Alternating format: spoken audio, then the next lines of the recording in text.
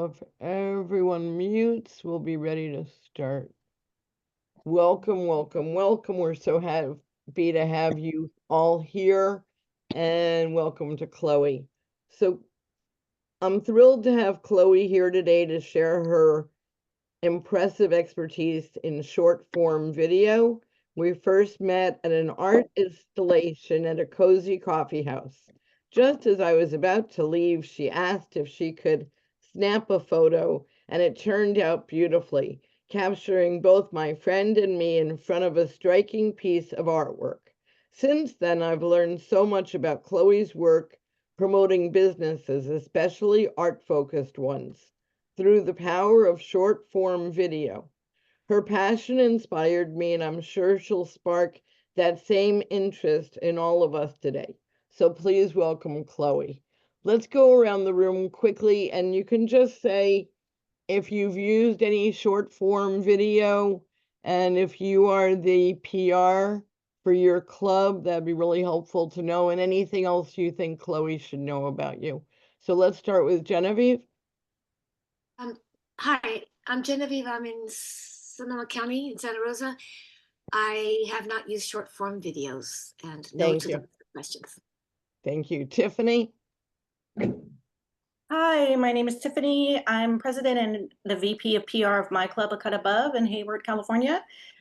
I have tried short form video and Instagram and Canva, but I haven't mastered it. So I'm hoping to find some tips to Thank be you, Tiffany. Yeah, great. Anna, hello, welcome. You're Hello. muted. Hello, Great. thank you for having this meeting today. I have not done any small videos. I'm very curious. I really would like to learn. I am the president of my club, not the VP public relations, but I know that if we all learn, then we can all help each other. So that's why I'm here. I have the time, and I thought this will be great to learn from. And I am in Southern California. I am in Division 12. Wonderful. Happy you're here. Thank you. Thank Sally, you. welcome. Good to see you. Thank you.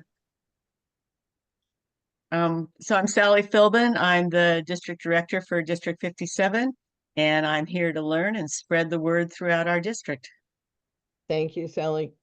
Welcome, Diane. Hello, my name is Diane Ployce. I'm a past district director. I've done short videos that are a minute to two. I don't know if that qualifies as short form videos or not, and certainly would like to improve on those. They're pretty Wonderful. homegrown. Thank you, Diane. Kate, hi. Hiya. Do you want to introduce yourself? Yeah, I'm Kate. I've been a Toastmasters for a couple years, and I kind of do a smattering. I try to go with a district project at least once a year, and I belong to 3 clubs. And sometimes we have VPPRs who would normally be the video person. Sometimes they fall sick or something comes up, and I would like to be able to expand. It's one of the skills I would like to put in my Toastmaster tool bag this year, is this videos, get more involved with the public relations stuff. And this seems like a perfect opportunity to jump in, and I'm so grateful for you offering this to us. Well, thank you, Kate. Welcome. Uche. Yes, my name is Uche from Kidney Stories Toastmasters. I haven't used the short form, but I've been seeing it up and down. I would like to know how to use it. I'm desperate to know how to. Thank you. Thank you, Uche. Please mute.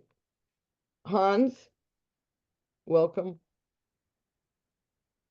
Thank you. I'm Hans. I'm the chief judge for District 57, and I have a couple of YouTube channels of my own, but I've never seen the difference between shorts and regular YouTube videos, so I'd be interested in hearing perspective on what the advantage is for a short format.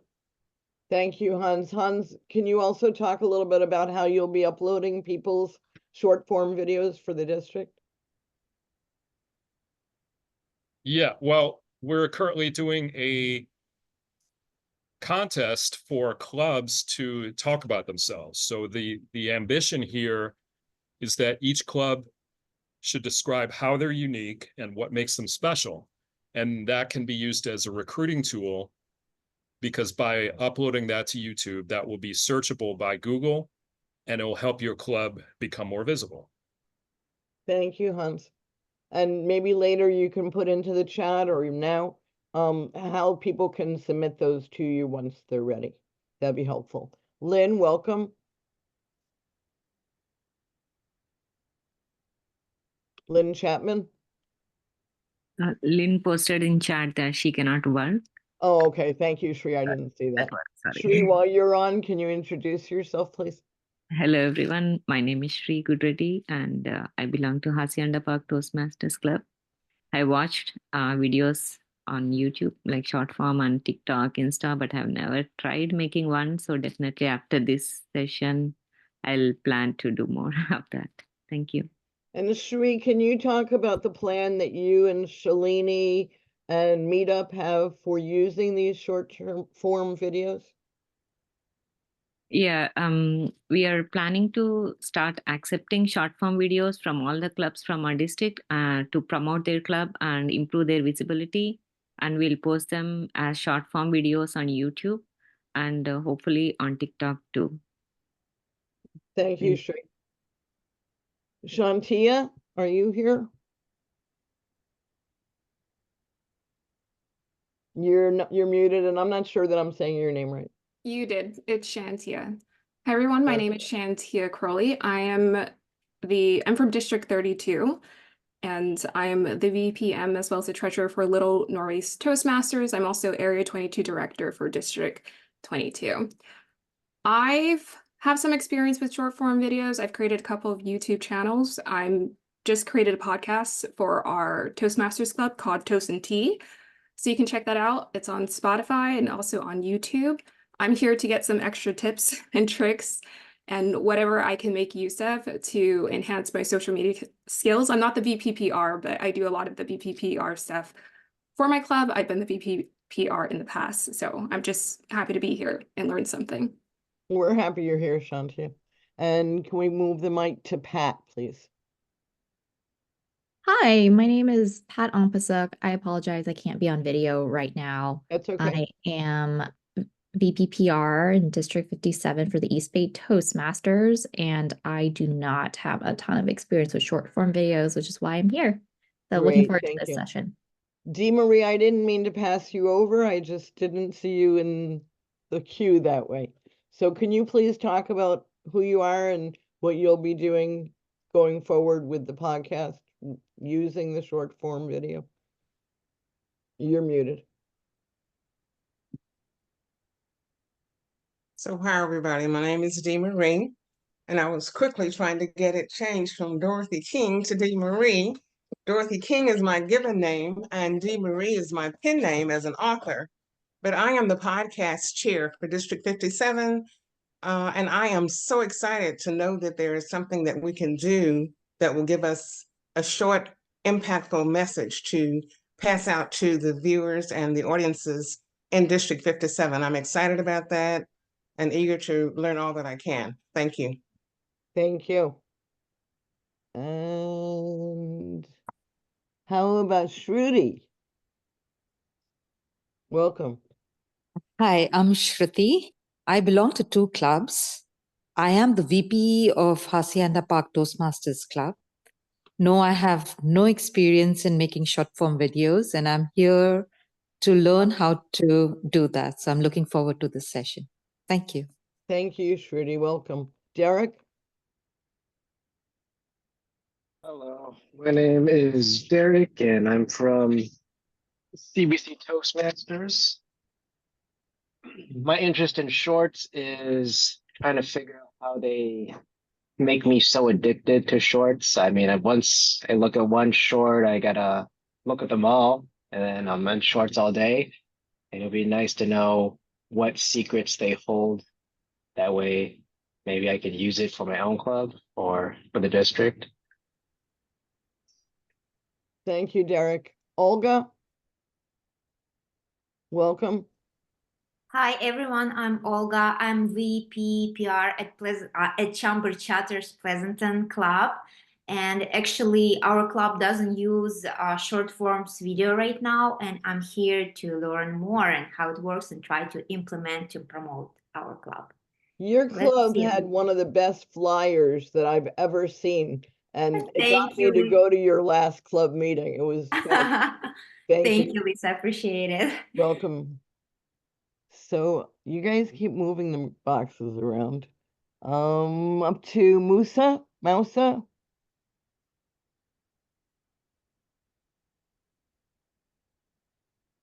How about Anjan something? There we go. Hi, Anjana, that's me.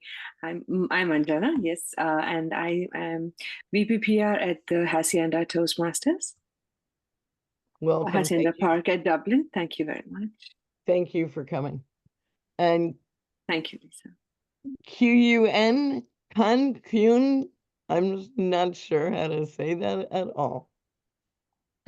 My name is Chun Tan. I'm the VP of City Speak Toastmasters. Welcome.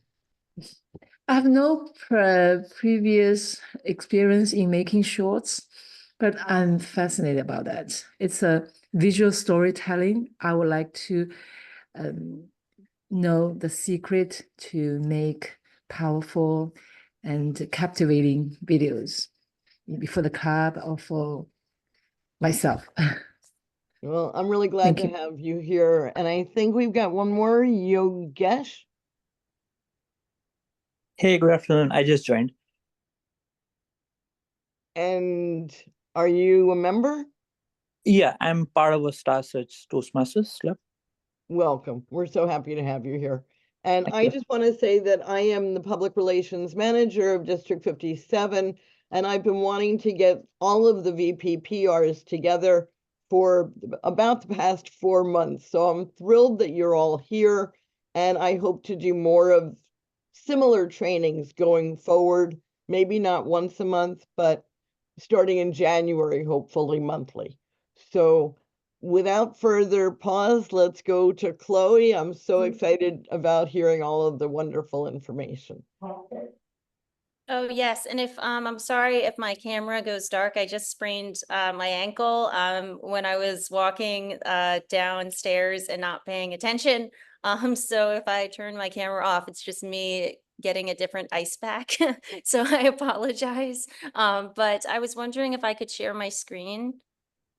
That'd be great. Thank you, Chloe. Great. So hold on, I have all this stuff in my way. Okay, great. So, and thank you all for introducing yourselves. I really appreciate it. This is actually something I created for a group of girls. It was part of an outreach program that I was teaching content creation to. So I titled it Content Creation 101 because essentially the way I utilize short form video, it's synonymous with content creation.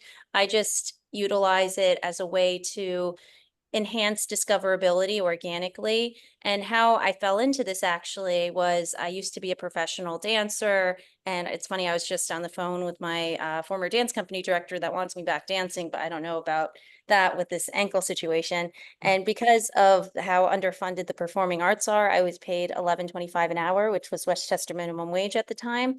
And as a side gig, I started helping these ladies with their social media, and all of a sudden they surpassed 1.4 million followers. From there, other folks were like, can you help us with our social media presences? And I was like, sure. And then all of a sudden I had to ultimately choose between dance and social media because I could not handle, at the time I was at a dozen clients.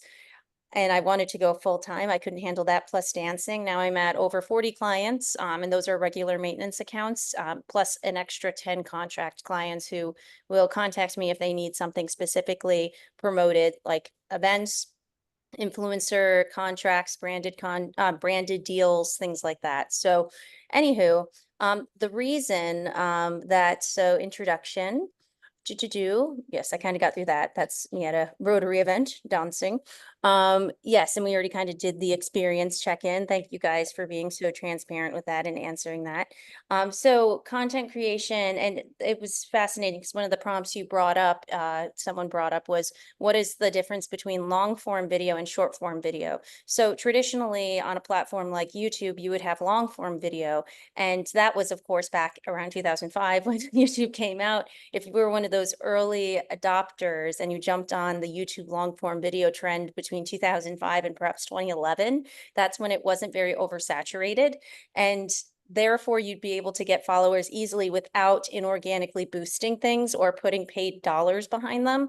Whereas what short form video has done is it's created a new form of discoverability, because essentially they're addictive. So think about it this way. You have all this dopamine circling your brain. It wants for quick stories. You get a beginning, middle, and end within 15 seconds, boom, and then you swipe to the next one. So it's essentially triggering the same pathways as sugar would or any other addiction. That's what TikTok really was the first platform to do. And then from there, all the other platforms, Instagram, well, first Snapchat, then Instagram, then Facebook, now YouTube Shorts, they have all tried to replicate the TikTok formula. And what's ironic is, in my opinion, the TikTok formula is beginning to fail, and YouTube Shorts is actually taking over, because TikTok became the antithesis of itself. It went from a place that started out as Musical.ly, a music sharing app, an app known for being a creative hub, to now an over-reliance and being an entertainment platform versus a social media platform,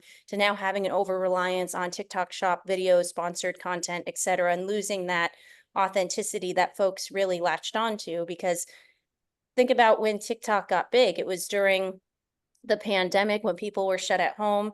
The last thing they wanted to see was the curated imperfection of Instagram, the perfectly airbrushed bodies. They wanted to go on TikTok and see people singing about bored in the house and I'm in the house bored, because that's something that they related to and it resonated. So yeah, that is essentially what these platforms allow you to do, because really the secret is retention. If you can keep eyeballs on your content for, say, 100% of the time for a 50-second video, or even 120%, meaning people watched it more than once, it will organically go viral. So if you're a nonprofit and say you don't have a large marketing budget, you can only afford a content creator for $500 a month, which for some smaller nonprofits, that's a lot of money, then that content creator's job is to evaluate the analytics, evaluate upcoming trends, seeing how they can capitalize on a mixture of evergreen trends or ephemeral or emerging trends, and then take the content, edit it, post it, see how it performs, and use that to inform future content. So yes, and with all types of content, I'm clear with folks. I try to say you want to define very measurable goals, key performance indicators, because I think there's this belief that because social media is still a bit like the Wild West, that there's not a measurable way to assess how something is doing, and that is simply not true. Even organic social media, you can always test things like organic reach versus inorganic reach, versus impressions. So reach is the number of unique eyeballs on your content, and impressions is the number of times those unique eyeballs have viewed your content. So say someone loved your content so much that they watched it more than once, that's one reach. Two impressions. You can check how many times people have clicked through to your website, how many times they have gone from clicking through to your website to buying something or booking something, making a donation. So I'm very clear with all of my clients. We want to have very clear objectives going in. Are we trying to sell out an event? Are we trying to raise brand awareness? Are we, for instance, if you're doing something like Toastmasters and raising awareness of the need for kidney donations, then I would highly recommend an awareness campaign. You really want to study, okay, so what is performing well? So that typically takes about 6 months for organic growth, because at first it's a bit of trial and error. And then once you find that winning formula, you can gallop into the sunset, so to speak. So and then align content with that vision, like I said. So for instance, one of my clients is an Innocence Foundation, where he himself was wrongfully incarcerated for 16 years. He was exonerated, and now he's an attorney helping other folks with their wrongful convictions and stuff. I have another client that is, as Lisa mentioned, a cafe. for the cafe client, I dress up like an inflatable latte because the secret behind high retention content is it has to be entertaining, educational, and or empowering. The inflatable latte is very entertaining. But if I showed up as the inflatable latte on Jeffrey's account without context, other than, hey, you know, now he's free, he can enjoy like fun and stuff, it would be a little weird. So you want to know your audience, you want to know your brand tone, and you want to know, okay, so for instance, with the Deskovic Foundation, we're trying to appeal to donors because he did get a settlement, which is how he created his foundation, but the settlement's not going to last forever. It's not an infinite money glitch. So how are we going to reach those donors? Where do they live? Well, they often live on LinkedIn, the more academic platforms, as well as X, as well as Facebook, because they tend to be of an older demographic, as well as on Instagram. And that's when you can think, well, I can integrate the in-app fundraising tools and things like that. So you want to be very mindful of the type of message you're putting out, the brand tone, and which channels you're choosing and why. So, and yes, understand inorganic and organic strategic differences. So with something like a 2-minute video, if it's not, to answer your question, if it's not a reel or short, I like YouTube short. If it's hard to say with the 2-minute video, if it's meant to be more of a long form commentary, then I would argue it's long form. But nowadays, since Reels and TikToks, YouTube Shorts can still only be 60 seconds long. But since Reels and TikToks can be on the longer side, I guess it depends on if you're trying to funnel people to a playlist with like longer form content from there. But essentially, an ideal short form video is under 30 seconds, unless you can keep people super engaged, but the average person swipes away within the first 2 seconds. So best of luck with that. But anywho, so yes, when it comes to content, if you have an underperformer, so for instance, both Reels and TikTok, they do not want you to just share photos as Reels. I know that's a prompt that they give you on Instagram. They don't want you to do it because it's not engaging, it's not original, it's not going to keep people addicted to their platforms, which is how they make money. So if you wanted that to perform well, that kind of photo carousel turned into a video, you would have to inorganically boost it because that's yet another way they can make money, because ultimately their goal is to make money, even though our goal is to raise awareness about something. So yes, kind of touched on GH stuff. So, and what I do is I utilize editing apps. AI has been a complete godsend. So for instance, obviously, I used Canva just to create this.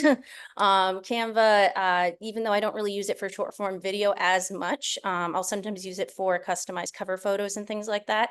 But I really rely on like the Captions app and their new AI feature, which actually provides the ability to add AI edits and effects that are really cool, as well as CapCut, which allows for transcript-based editing. So say I record a 10-minute interview, no one's going to pay attention for 10 minutes, and I have no time at all. So what I can do is I can actually edit via the transcript. So AI will pull the transcript, I'll find that little morsel that I wanted to extract the most engaging bit and then proceed on from there. And also that app allows, since it integrates directly with TikTok, it was purchased by ByteDance, the parent company of TikTok. I can easily add effects and things like that that are made specifically for short form video, including closed captioning to make things accessible and things like that, because over 40% of people will watch short form videos on mute. And you also want to be mindful of those who are hearing impaired and stuff.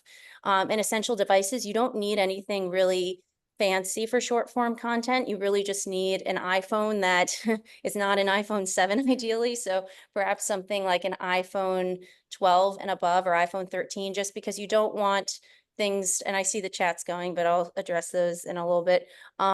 You don't want things to look too compressed, because if things look too compressed or too blurry, then that tells the algorithm, hey, this content's bad. It's not going to keep anyone engaged on the platform. We're not going to funnel anyone to this page. We're not going to give them followers. We're not going to reward them for their hard work because it's not hard enough work. So, and also that's important to keep in mind is say someone is taking a video of you and they send you the video, you want to make sure that it's a lossless form of transfer. You want to use something like WeTransfer or Dropbox, Google Drive, Google Photos, iCloud. You don't want to just send over WhatsApp or over data, as convenient as that can be, because you're asking for something to go from 4K or 1080 pixels to like 400 pixels or 700 pixels, you know, so. And then with cameras, I do like to use cameras for like photo carousels, but that's kind of a separate topic, or overlays too, for video overlays. Type like nicer cameras, like I have a Canon DSLR. You don't necessarily need that. If you have like a phone that is newer, it can take higher quality photos that you can use as engaging overlays. Like, so for instance, say for Samhain is obviously tomorrow, Halloween. I've done several videos about Samhain for this season, like I do every year, for my more metaphysical and pagan clients. So for instance, maybe I want to overlay an image of Cerridwen, or the Welsh goddess of the underworld, who's often associated with Samhain. And I want to take a photo of Cerridwen from an image in a client's pagan temple. Then I would just take a photo of that and I would just overlay it, but I'd add a fun effect, because it's all about, again, keeping those eyeballs engaged. Because even if I've lost you, even if I can't see any of you, if any of you are on your phones right now or doing anything else, even like petting your dogs, other than like still paying attention, hopefully, then I've lost you essentially. And that's the one thing is, you have to, and you probably noticed too, and I haven't read the comments, but I'm sure someone has commented she's speaking too fast.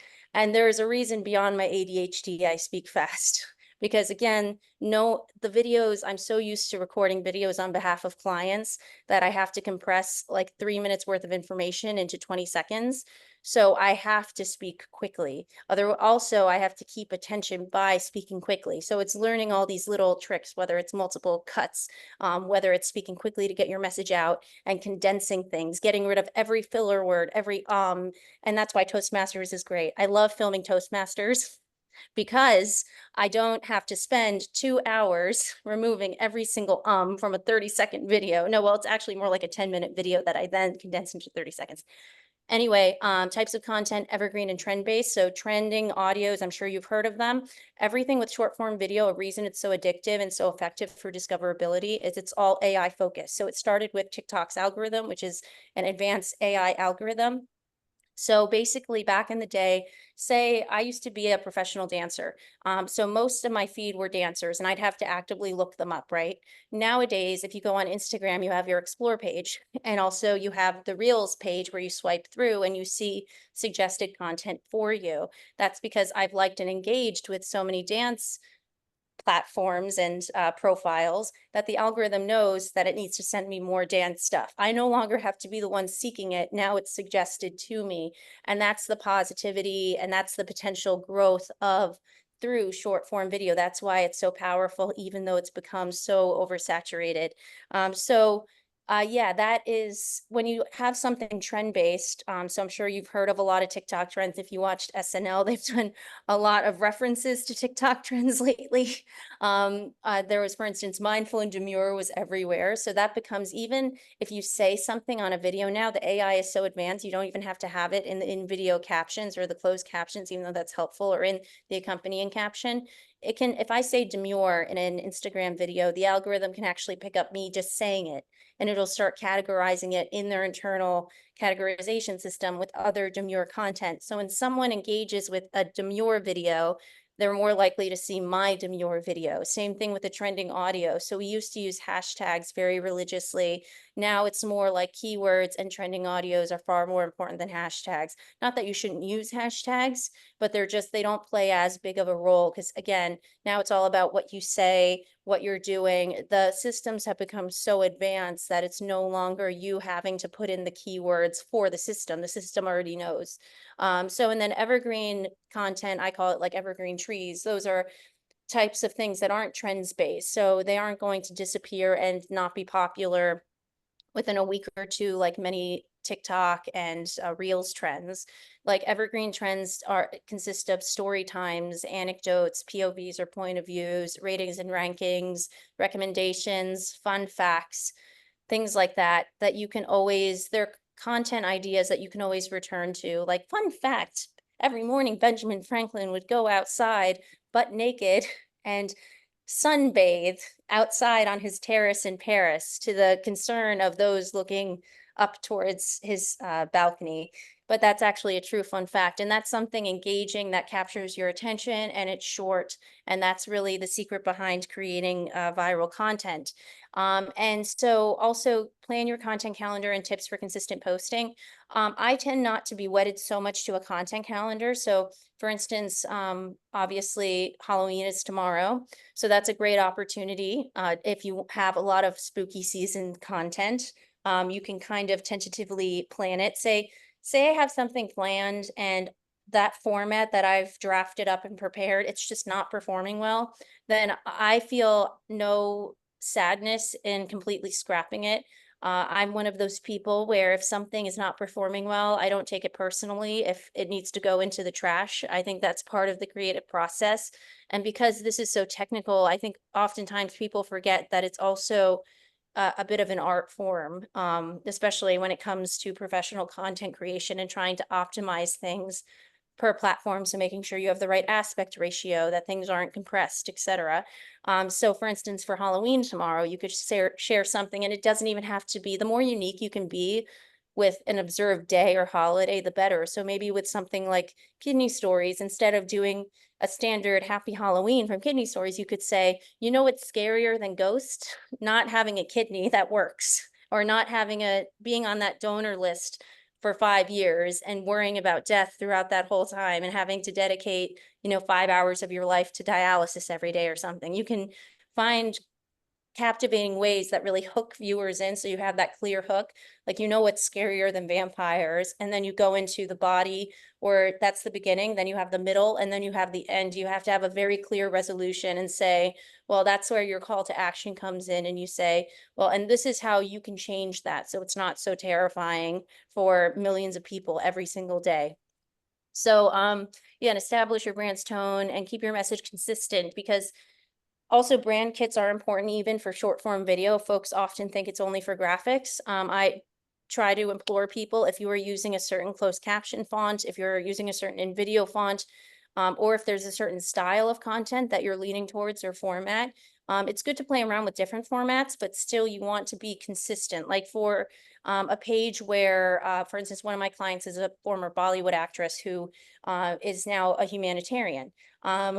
She's also pretty serious. She has a sense of humor, but she's pretty serious. I'm not going to put something totally dopey like the inflatable latte on her page unless there was like a valid reason for it. It would just strike people as like a little off base. So you want to stay consistent and you don't want to be jarring, but you also want the page to be aesthetically pleasing. You don't want it to look like a bright neon green here and then a dark gray here, because I see that often, or just constantly reposting things so people's grids just look like, and that triggers the algorithm into thinking you're spam anyway, but that just makes people look like, it's not engaging, it's not aesthetically pleasing, it's not a good core, as the term is these days. Yes, so these are content types, and yes, optimization. So this is an example of the most important thing about short form video are the videos, plural, are the analytics. So for instance, this is an example video of mine and some of my analytics. So you can see it reached 443,000 plus unique accounts, mostly non-follower accounts, which is excellent. The audience retention, the line is pretty steady, actually. It drops obviously after the first few seconds of that hook, which is pretty normal, but then it steadies out. It's not like a deep sudden drop, which you'll see with an underperformer. It's going to be a sudden drop, like everyone just swipes away and no one watches it till the end. The fact that it drops but it's consistent is pretty good. Obviously 24 seconds out of 28 is excellent. That would be considered a high performer, because again, people have no attention span, and it's all about how addicted you can be to the app, because the more time you spend on these apps, the more ads you see, the more money Zuckerberg and his gang make. So versus, in contrast, this was an underperformer.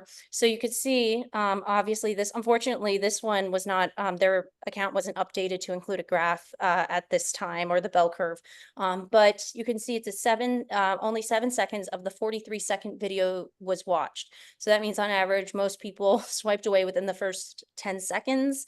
As a result, mostly it was only follower reach, the same loyal followers. So that's something to be mindful of. I know people often are like, well, I've been posting so much and I'm only reaching 100 people every post, I just want to give up.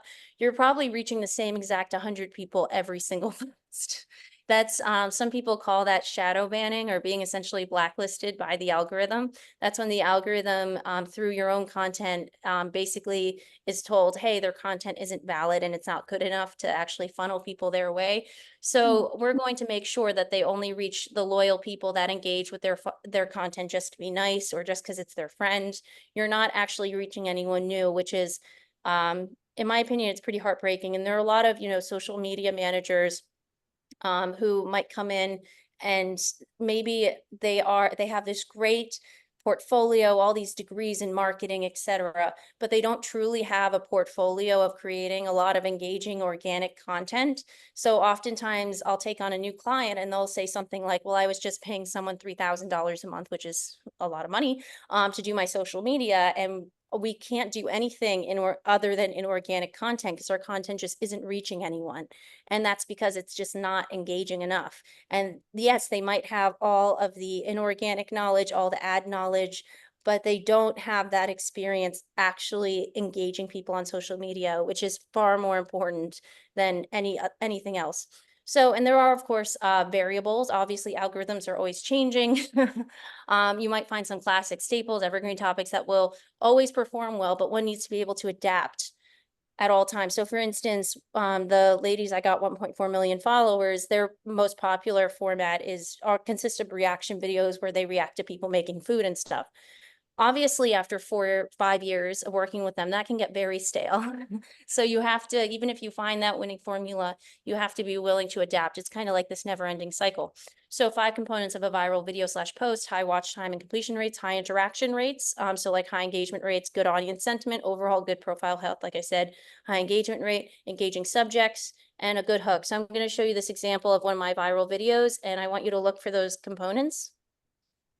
Birds are exacting their revenge in the real world, and I live for it. There are these things called anti-bird spikes, also known as pigeon spikes, and they're made to deter birds from nesting, chilling in a certain area. They're usually affixed to buildings. Some rich assholes affix them to a tree because they didn't want the birds nesting and perching on trees above their expensive cars and shitting on their cars. But intelligent corvids, such as crows and magpies, have figured out that they can actually remove the anti-bird spikes and employ them for their nest. It's a brilliant infrastructure move because they truly help with the integrity and strength of the nest. Birds are crafty. Urban sparrows will actually incorporate cigarette butts into their nest as they act as a natural insect repellent against mites. Don't underestimate the intelligence of birds and the rest of the animal kingdom. Birds are... Sorry. So you can see from there all of the viral components and everything, identifying the hook, birds are exacting their revenge, blah, that's very engaging. What made it so popular, which are the 3 E's, entertaining and educational, empowering if you are empowered by wildlife. Did it capture your attention? I hope so. And when you see an engaging video like that, think to yourself, would you want to see more from that creator and why?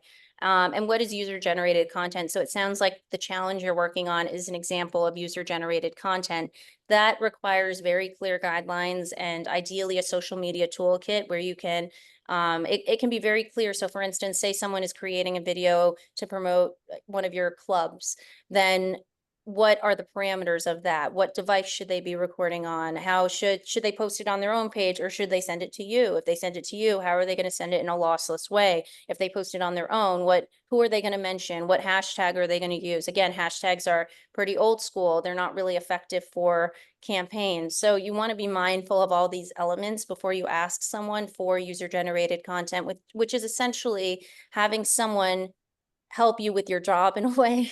They create some content for you or your business or your organization in a way that's supportive. So for instance, say you go to a cafe you love and you snap a selfie there, that's technically user-generated content because then the cafe can share it to their own audience. Yes, and types of content. This was really just more so about Canva specifically, but you can do kind of more engaging stories and stuff in Canva. I wouldn't recommend using Canva for short form video specifically, unless it's just to edit graphics that you're planning on utilizing in short form video or specifically like title cards. And then, yeah, like any questions. And sorry, this was because this was from a class. I have a worksheet that they had. Also, I don't know if you want to do the worksheet. I don't think we have time to, but yeah, now I guess I'll open it up to questions. So how do I turn off screen sharing actually? Oh wait, yes, stop sharing. There you go. Okay, so there's a bunch of hands up. I'm gonna suggest we go back to gallery mode. There I go. Okay, so Diane, thank you, by the way, so much, Chloe. That was really, really great. Thank you. We really appreciate you doing that. And Diane?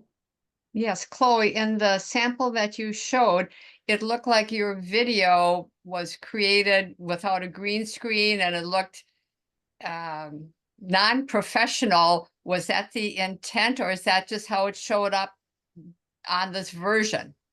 So I actually utilized an in-app feature called the green screen in-app feature on TikTok, and it's ideal for those platforms to utilize their own effects because it's a way to promote their own effects and also spend more time within the apps. It's also just a general content format that regular users will immediately recognize. And the whole concept of this is that it's supposed to be accessible. It's not supposed to look like a refined green screen studio. It's supposed to look like someone passionately just recorded in their car or in their apartment. If you think of the most viral TikTok trends lately, it's usually people just recording stuff in their car. Thank you. And maybe another question. Is there software that you use to superimpose your photo over the other background rather than you just talking? So those are in-app features. So it's all recorded within the app itself. So as you're opening up something like TikTok, you can select the green screen effect, and then you select the image that you want to use, and then it shows up behind you. Or you can manually use something like CapCut to automatically remove the background and place something else there, or overlay something. Thank you. I have more questions, but I'll wait till later. Thank you, Diane. Who is next? I thought I had seen another hand. Anyone else have more questions for Chloe?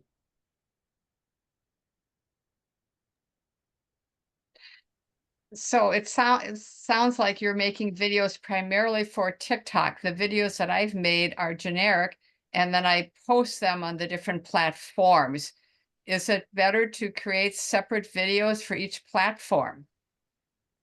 So actually, most of the content I make, it's for TikTok, Instagram, Facebook, and YouTube Shorts. So it's for all short form video channels, but you want to optimize per channel, right? So for instance, Instagram's more of an aesthetic platform. So that's where you could do something very aesthetic and something kind of without substance. But TikTok competes mostly with Netflix and YouTube. It's more of an entertainment platform. So it's all about creating high retention things.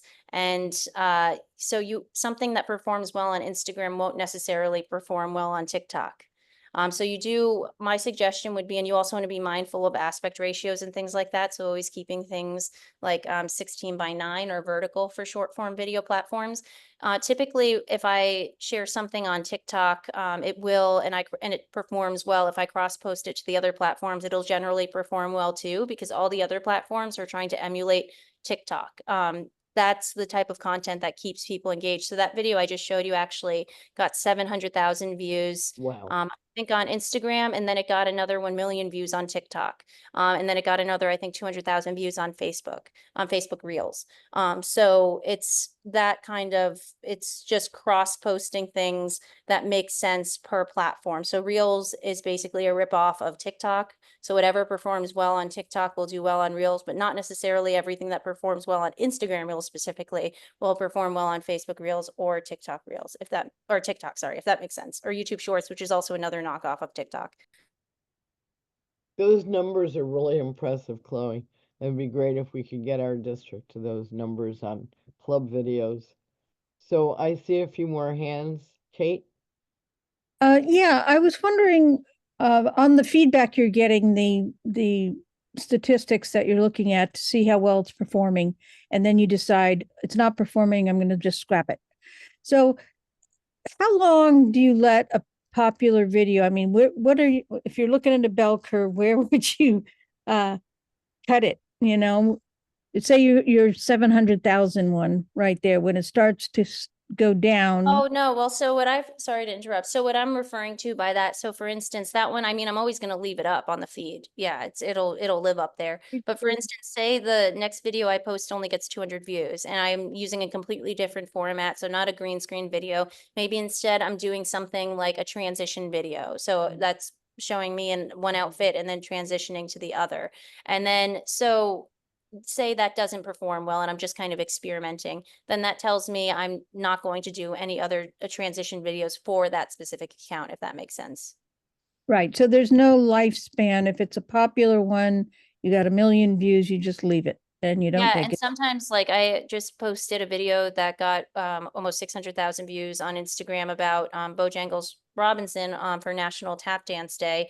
And it's still months later, I'll have to look up when National Tap Dance Day was. It's still getting hits pretty much every day. So it's also, it's not as much about sequential posting. It used to be if you posted a video, if it didn't get any views within its first hour up, it was pretty much a dud.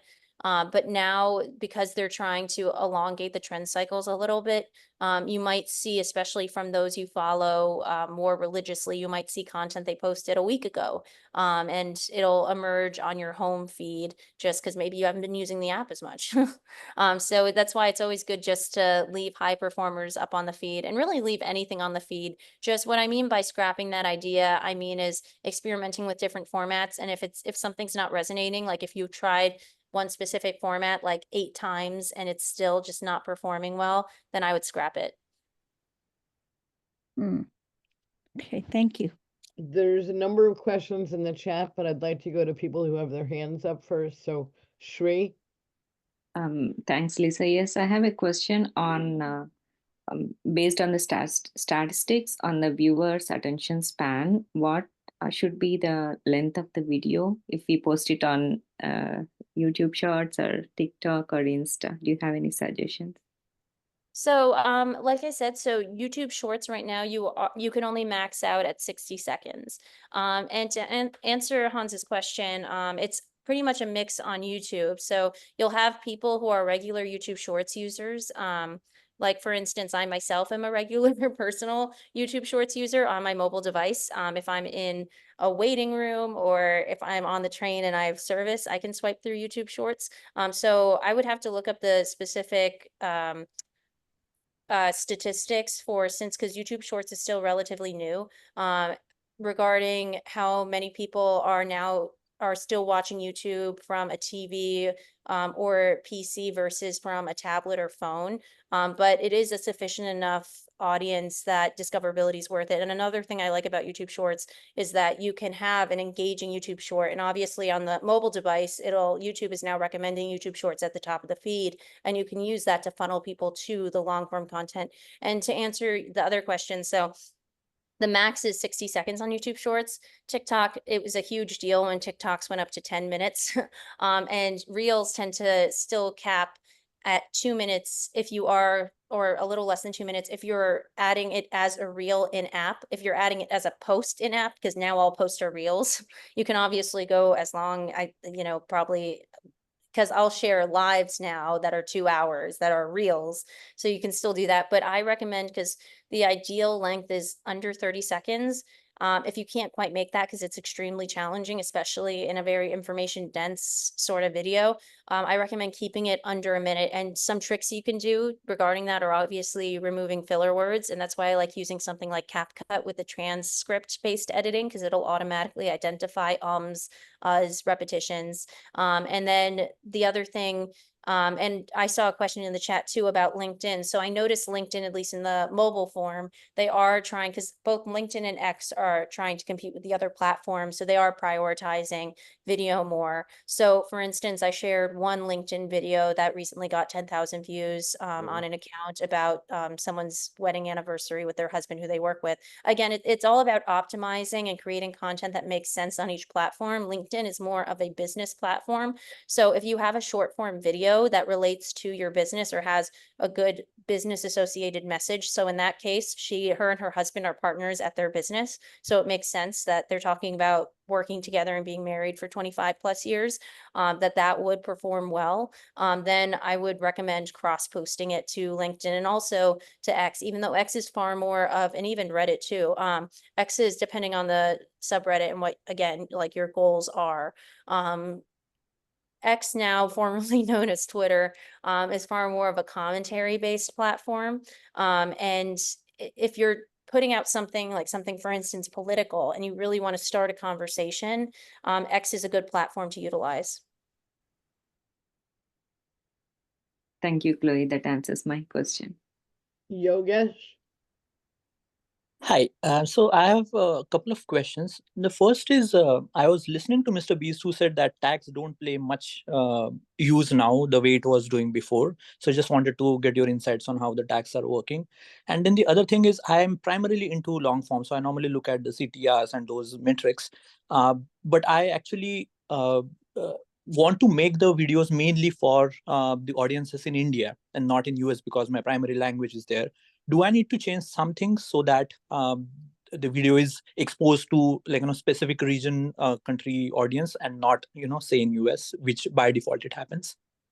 Well, those are great questions. I actually have several clients in India, so I can answer that one. But regarding tags, yes. So like I was saying, keywords are far more important now, and trending audios, they're far more important than hashtags. That's why I tell people, because they'll often overthink, am I using the right hashtags? Am I not? I mean, I personally, like for my local clients, because a lot of my clients are local, I like using hashtag peak skill just for the bragging right. If someone looks up hashtag peak skill New York, where I live, you will see pretty much all my content. Anywho, so in regards to the international question, you really want to be mindful of time zones when posting. So for instance, if I posted right now, it would be a really weird hour in India. So obviously the initial follower and non-follower reach for my targeted audience is not going to be high. Not that that matters as much, but it still matters. You want, because the way they determine if something will go viral is they send it, it's almost like a little case study. So the algorithm will send a video to maybe 10 of your followers and maybe 3 non-followers, and say it performs well with them, then they send it to another group. It performs well with them, then they send it to another group and another group. That's why that initial follower reach and being mindful of posting times and stuff, it is important to that extent. So what I would recommend, because they also categorize content based on language. So definitely with my clients who are bilingual or trying to appeal to English speaking and one of my clients, for instance, she's more Bengali, but Bengali audiences will do things in multiple languages, and I can use something like the Captions app, which does a really amazing job at translating in a way that is authentic and effective, the language. So for instance, if I'm recording, and I have a lot of clients here in Peekskill, since we're 46% Hispanic, I have a lot of clients who are also bilingual in Spanish. So for instance, say I'll record them in Spanish, and then I'll use the app to translate and have very accurate English subtitles at the bottom. So that way I'm balancing it out and I'm reaching both audiences. But now on TikTok and Instagram Reels, there is a new feature where there are automatic closed captions in someone's preferred language, but still, if you're trying to reach a specific audience in a specific area, I would recommend organically. If you have any influencer connections or any connections to those with large followings or very loyal followings, that's when you might want to do a strategic like collaboration with them. So for instance, say you want to reach a lot of people in Kolkata, that's a good time to call like my client, Nanjana Sen, the former Bollywood actress, because she has, 520,000 Facebook followers and almost 50,000 Instagram followers, and then almost 15 or 20,000 Twitter followers. So obviously, and her demographics are predominantly Kolkata. So if you did a collaboration with her, you would be reaching your audience and her audience. Yeah, thanks. That was really helpful. Just one question I just remembered. So when I actually create a video, one of the videos, I used some clip from other, I'm looking at the copyright strike. So I used some other video for a couple of seconds, and there were no issues. But when the video hit 50K, this was a long form video. So when it hit 50K, they directly put the video down by having a copyright strike. So I wanted to understand, is there a way, like, you can use, say, 3 seconds, 6 seconds, 9, like is there some, and I know gray area, but just wanted to take your insight. And the other thing is, when we are creating a thumbnail, sometimes we use like in Google and say some of the image that we use, again, that says this image is subject to copyright. So if you are using, say, an image for creating a thumbnail, would that also create a problem? Because I got a couple of emails saying that you cannot use our copyrighted image for your thumbnail. Yeah, and that's all monetization issues. Since my focus isn't really long form, I can't give you an exact answer when it comes down to monetization. But from my sense, watching a lot of videos that are pulled, their monetization's pulled, long form videos on YouTube. Really, the YouTube monetization guidelines, they're fantastic in a way. Like if my clients who had a following on TikTok had the same following and reach on YouTube, they would be quitting their day jobs and they would be millionaires, versus the TikTok Creator Fund, which gives them 0.0001 penny per 1,000 views or something. So they're lucky to reach millions of people and then end the month with $100 extra in their pocket. Versus if they had the same reach on YouTube, the monetization is amazing. That being said, it's a double-edged sword because unlike the other platforms do demonetize you. Even for instance, I was posting some Instagram subscriber only content, and just because my client was holding up a glass of wine in a photo, they demonetized it and refused to let us post it and monetize it on subscribers. Like it's very finicky. So I would recommend, if you really want to keep that monetization, unless you have a Patreon or something and you're able to get revenue in another way, if unfortunately you might have to be mindful and, say unalive versus suicide and stuff, because they will demonetize you and not use any potentially copywritten music or images or videos in anything from the thumbnail to overlays and stuff. I know it sucks. Some creators, I like what they do. They blur things out and that seems to be sufficient enough. But the other issue is you have to keep in mind that it's computer algorithms that are tagging things as community guidelines violations or monetization policy violations. So it's not even a real person sometimes. Like I had a client who was in a leotard get accused on TikTok a few years ago of being naked and being sexually suggestive because, it's a computer judging it. So you have to be mindful of that. And sometimes it's really hard to get that human support you need to appeal those types of decisions. So I would personally just avoid any risk whenever possible. So Chloe, we really want to thank you for everything. And I don't want to end the session. If anyone has extra questions, I'm happy to stay on, but I'm aware that your time slot was until 5. So if you want to stay, Chloe, we'd love to have you. If not, we totally appreciate everything that you've shared, and a big round of applause. Well, no, thank you so much for having me. And I appreciate the great questions and stuff. And I'll put my email in the chat. And if anyone else has any other questions, they can just email them to me, because unfortunately I have a meeting. So I do have to skedaddle. But no, it was a pleasure meeting everyone. And I hope I was able to address some of your questions and concerns and stuff and get you a little bit more excited about, creating short form content. So I think that we're all going to have the how-to kinds of questions. So is it possible to set up a follow-up meeting with you for maybe November?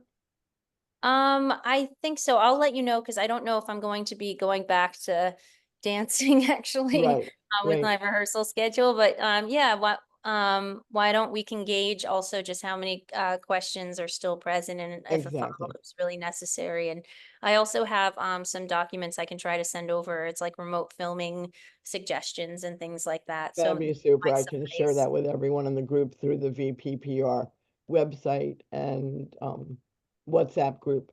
So thank Okay, you so great. much. Yeah, and I can just send those to you. But thank you so much, Yeah, and have a great great, rest of your Chloe. day. Looking Bye. forward to seeing Thank you you, Chloe. Hope you feel soon. better soon. Oh, thank you. I'm gonna recover my ankle. I'm determined. Thank you. All Thank right. you. Thank you. Thank you. Okay, so if anybody has any questions about what we're doing with short form video for clubs, you're welcome to ask those. And I'm curious on just her webs or her sites. I have her email obviously, but I don't know where to find her, for example, on. yeah, I think it's Digital Dancer. Pardon? I can put that into the chat. She has a website, and I Okay. think it's called Digital Dancer. Let me just find it. And what is her last name?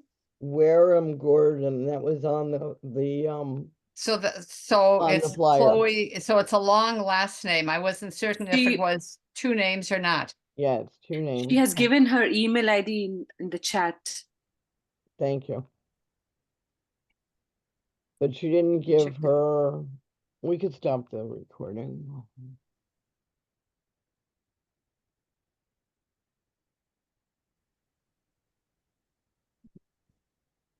Or not. I didn't start it, so I don't know that You I should be able to find it just by, I'm sure she has a very public presence, so you could just find her contact information on her various websites. Yeah, it's Digital Dancer. Mm-hmm. And then it's underscore CWG. Do you see that, Hans? That's actually on TikTok. Sorry, it's on Instagram.